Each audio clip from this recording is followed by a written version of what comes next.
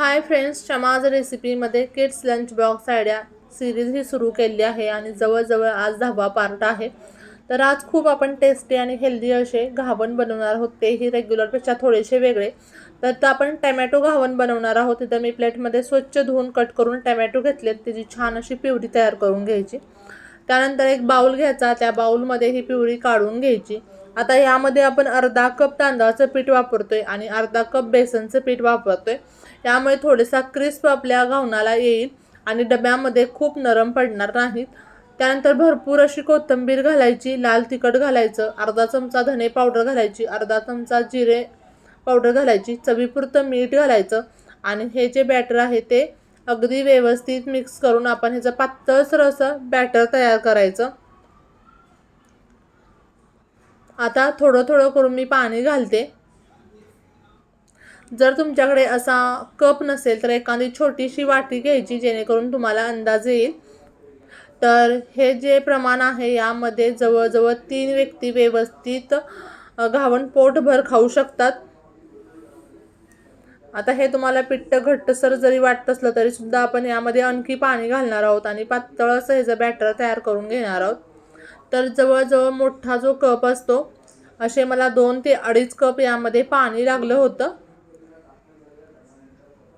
आता एखादा टोमॅटोचा जर तुकडा असेल तर तो काढून टाकायचा आहे. तुमची मुलं जर रेग्युलरचं घावन खाऊन वैतागली असतील तर हे घावन तुम्ही करू शकता मुलांच्यासाठी.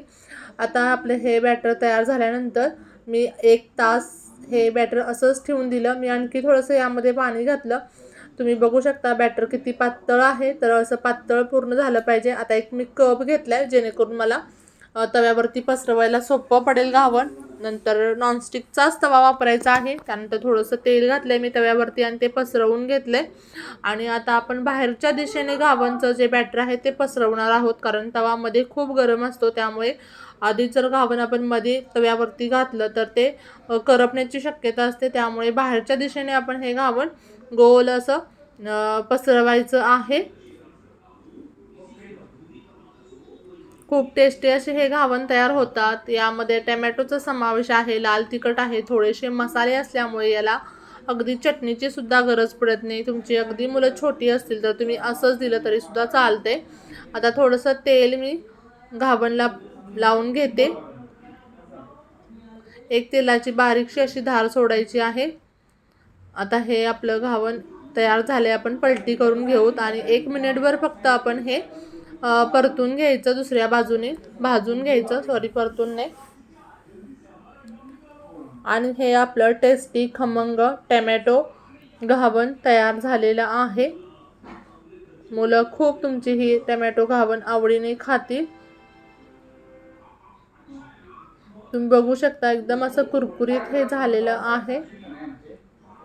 कलर सुद्धा अमेझिंग आलेला आहे. पुन्हा भेटूया अशाच नवनवीन आणि जायकेदार रेसिपी सोबत.